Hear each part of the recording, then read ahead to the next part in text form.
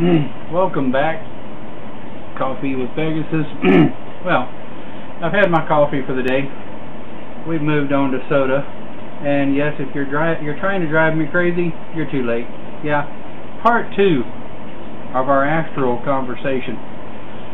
I've read some of the replies on part 1, and I think this needs to lead me into the safety and the safety aspects of the astral. That being said, let's move on to some of the honor that you need to remember to uphold while you're traveling the planes of the astral.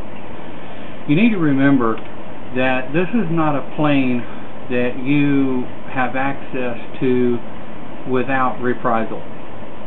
What this means is this an area that you're invited into the different layers of the different planes.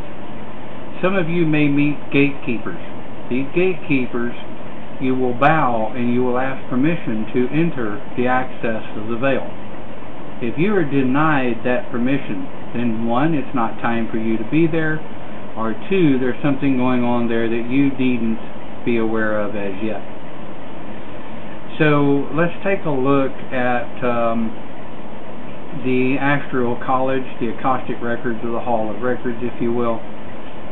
When you enter the steps, or you go to enter the library of the Akashic Records, you need to remember that when you speak to the librarian that you need to do so with class and respect, just as you would anybody else.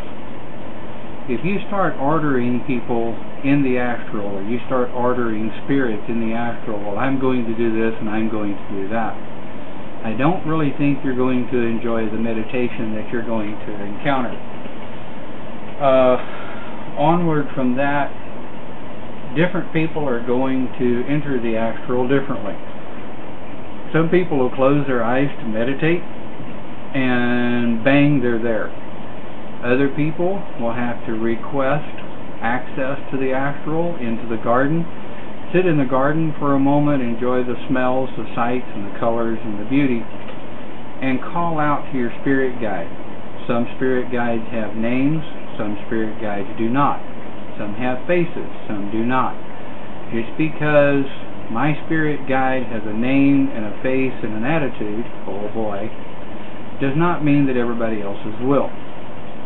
And you need to remember that your availability to the astral has about 80% to do with your environmental stress and where you're at locally. So if you're dealing with a lot of environmental stress, a lot of anxieties, and some mental issues like maybe depression, bipolar, or something like that, you may have issues getting into the astral to begin with. So don't freak out if Joe Blow can do one thing but you can't. The astral is not a plane like the physical world in which we live and exist.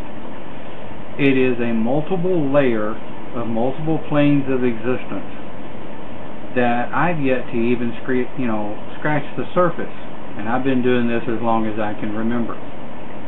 I've been consciously doing it with an actual name and actually being taught over probably the last 10 or 15 years or so. But in that, you need to remember that not everybody's going to be able to see, experience, visualize, or even understand what you're talking about. You'll need to gauge your own learning for your own experiences. And when you step into the astral and you talk to spirit, or you're called before council, I know as a shaman, I'm called into an extremely ancient building with a very long table with 9 of my council sitting there, and we usually have a bit of a conversation. And I don't mean a bit of a conversation vocally like what I'm having here. Very little is said, but much is simply known. Now, if you find yourself in a dragon realm, or in the realm of the Pegasus, or the realm of the unicorns, or what have you, remember to respect that realm and those creatures. Some may communicate with you, some may not. You may simply be first placed into the astral garden to make yourself aware that you're in another location. Now, This has nothing to do with dreamscape. Dreamscape is typically black and white. Prophetic dreams or astral is typically vivid color. Now later in the other OBE or out-of-body experience videos, I'll be talking to you about those. They'll be relatively close to what you're experiencing with astral, but there are subtle differences, and I'll explain those to you. I have to keep these videos relatively short because I don't want YouTube to freak out with the sheer size of the time of these videos. So keep in mind the honor when you're traveling with inside the astral, when you're working on getting into and out of the astral, and when you're working on coming home to your body. Oh, guess I better tell you that one. To leave the astral, you simply in your mind's eye think home. Same way with OBE.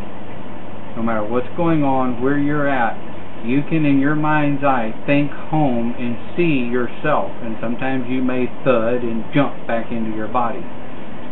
You'll learn how to float over time, and you'll learn how to ease back into your body without scaring the hell out of your mate that you may be sleeping with at the time because you jumped about 6 inches off a bed.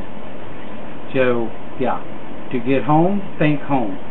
To get to astral, put in your mind where you want to be, what you want to do, and what you want to accomplish, and then let that happen.